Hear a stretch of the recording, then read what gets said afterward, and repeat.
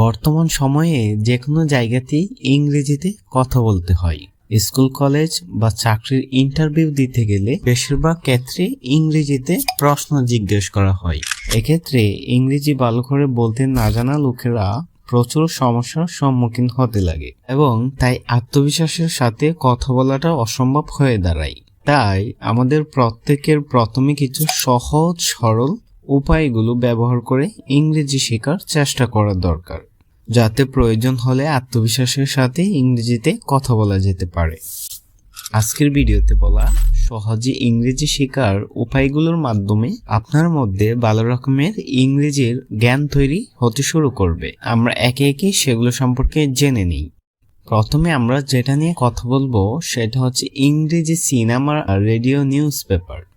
আপনি হয়তো ভাবছেন যে যখন ইংরেজি বুঝতেই পারি না তখন ইংরেজি সিনেমা, রেডিও বা খবর শুনে কী লাভ হবে। তবে মনে রাখবেন, আপনার মাইন্ড এর একটি অনেক দারুণ কৌশল হলো যে কোনো নতুন জিনিস অনেক জলদি শেখার চেষ্টা করা এবং আপনার মাইন্ড সম্পূর্ণ জোর দিয়ে ইংরেজি শব্দগুলোর উপরেই ফোকাস করতে শুরু করবে। আপনি যখন নিয়মিত ইংরেজিতে কথা বলাগুলো শুনবেন তখন অনেকটুকু শব্দের এবং বাক্যের বিষয়ে জানতে পারবেন। তাই যখন কোনো ইংরেজি সিনেমা দেখবেন তখন সেটাকে ইংরেজি ভাষাতেই দেখতে হবে। 2 নম্বরে যেটা নিয়ে কথা বলবো সেটা হচ্ছে গুগল ট্রান্সলেট এর ব্যবহার করুন। যদি আপনি ভালো করে ইংরেজি শিখতে চাইছেন তাহলে ইংরেজি শব্দগুলোর মানে আপনাকে জানতে হবে।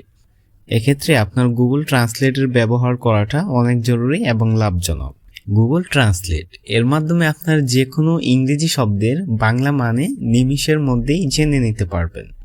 এছাড়া বাংলা শব্দ লিখে সেটার ইংরেজি শব্দ অবশ্যই এর মাধ্যমে জেনে নেওয়া সম্ভব।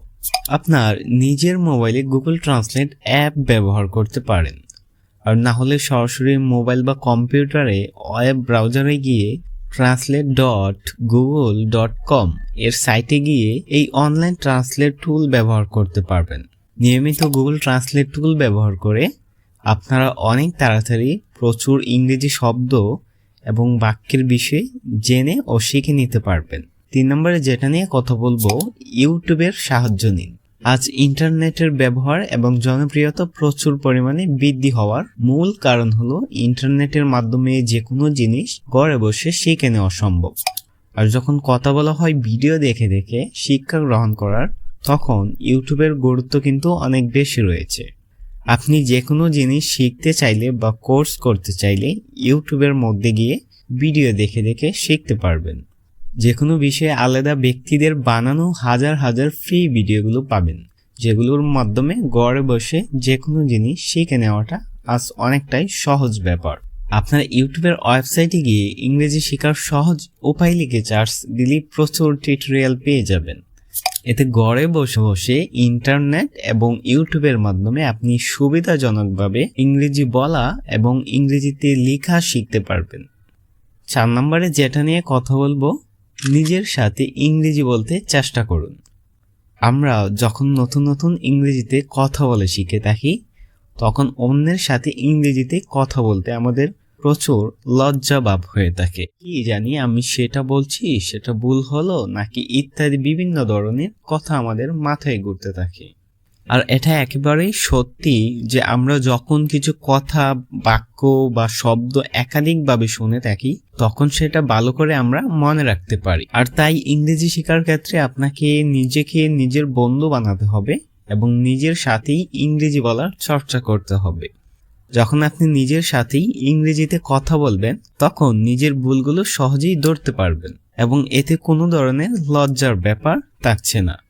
সর্বশেষ আমরা যেটা নিয়ে কথা বলবো সেটা হচ্ছে ইংরেজিতে কথা বলা লোকদের সাথে কথা বলুন।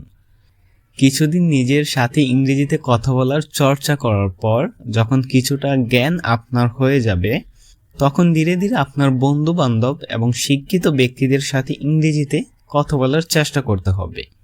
যখন আপনারা শিক্ষিত এবং ইংরেজি ভালো করে বলতে জানা ব্যক্তিদের সাথে নিয়মিত ইংরেজিতে কথা বলবেন তখন সেই শিক্ষিত ব্যক্তিরা আপনার ভুলগুলোকে শুধরিয়ে দিবে, যার ফলে আপনি সঠিকভাবে ইংলিশ বলা শিখতে পারবেন।